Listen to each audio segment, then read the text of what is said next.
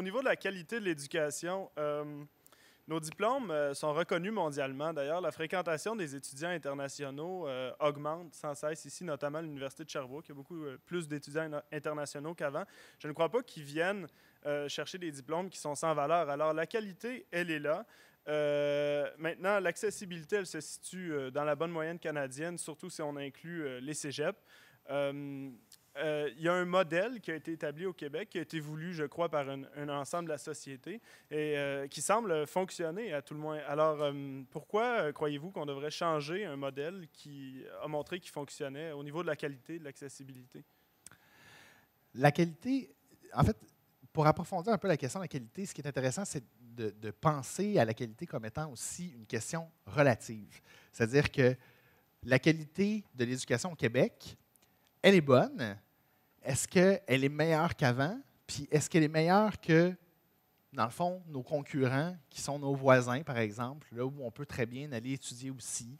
Il faut se préoccuper de cette qualité relative. Puis à la limite, même si la qualité des diplômes au Québec est bonne, est-ce qu'on ne perd pas du terrain par rapport à d'autres endroits? Évidemment, il y a des décisions qui sont prises maintenant qui ont un impact plus tard et qu'on voit arriver de façon, dans le fond, de façon marginale, puis que ça se cumule dans le temps, puis que dans le fond, il n'y a jamais un gros boom du jour au lendemain, les diplômes perdent la valeur. Effectivement, ça n'arrive pas, puis c'est peut-être un petit peu, parce que c'est silencieux, c'est peut-être un peu plus insidieux aussi. En fait, la qualité au Québec, elle se juge aussi par le nombre de professeurs, puis il y a, il semble-t-il, moins en moins de professeurs. Il y a aussi la qualité des professeurs qu'on peut attirer. Est-ce qu'on peut leur offrir des chaires de recherche qui les feraient venir enseigner ici dans nos universités avec des salaires concurrentiels? Est-ce que c'est possible à faire? Est-ce qu'on va leur offrir des locaux délabrés ou pas? Est-ce que, dans le fond, il y a un ensemble de considérations qui vont faire que des chercheurs qui considèrent, oui, le salaire, mais pas que le salaire, parce qu'on veut être publié, on veut changer le monde, on veut essayer de trouver la prochaine révolution technologique dans notre laboratoire ou dans nos livres. On veut un ensemble de facteurs qui va nous permettre effectivement de faire de la recherche puis de faire de l'enseignement de haute qualité. Puis c'est aussi ça que le sous-financement affecte, la capacité d'aller chercher des professeurs en leur offrant d'excellents étudiants à la maîtrise et au doctorat pour être assistants d'enseignement, assistants de recherche, en ayant la possibilité de leur offrir des chaires de recherche. C'est toute une réalité qui, quand elle est créée ailleurs, prend un certain temps, mais devient de plus en plus connue. Puis, effectivement, il y a des effets positifs à ça qu'on voit un peu tard, alors que nous, on a pris un retard pendant ce temps-là. Puis, relativement à ce qui se fait ailleurs, la qualité régresse. Fait que, dans le fond, je pense qu'il y a cette inquiétude, dans le fond, tirer la sonnette d'alarme maintenant, ce n'est pas pour dire hier, malheureusement, la catastrophe est arrivée. C'est de dire on est en train de perdre du terrain, tranquillement, insidieusement, et il faut que ça cesse. C'est une pente glissante parce que les étudiants qui sortent de nos universités vont avoir un impact aussi sur les universités qu'on va avoir demain, particulièrement les étudiants au cycle supérieur qui vont pouvoir éventuellement enseigner dans nos universités. Donc, il y a toute cette considération-là. Les étudiants de maîtrise et de doctorat qui sortent aujourd'hui, qui peuvent être nos professeurs de demain, ils doivent être les meilleurs possibles pour avoir les meilleurs professeurs demain aussi. Est-ce que la dynamique est la bonne en ce moment? Moi, je ne pense pas. Je pense que le sous-financement se fait sentir à plusieurs niveaux, puis il faut arrêter cette longue glissade tranquille et un peu indolente de la part de l'État, puis dans le fond, de certaines universités aussi. Rapidement, bien, je vous en ai parlé tantôt.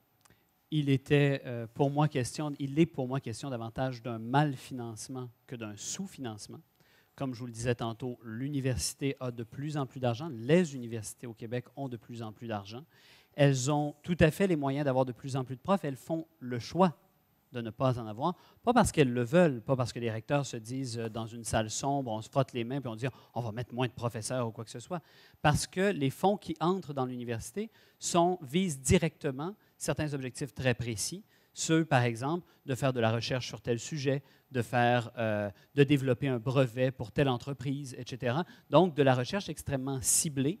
Et oui, là, on peut offrir des chaires extraordinaires, beaucoup d'argent à des gens de l'extérieur qu'on invite, qui viennent, et ça se fait au Québec, et ça se fait beaucoup. Mais évidemment, quel est le parent pauvre de cette logique-là? C'est la question de l'enseignement. Le parent pauvre de cette vision où tout ce qui compte, c'est la recherche axée sur le monde entrepreneurial, eh bien, c'est le fait qu'on a de plus en plus d'élèves par cours, de moins en moins de professeurs, de plus en plus de chargés de cours, et évidemment, on se compare à qui et sur quoi.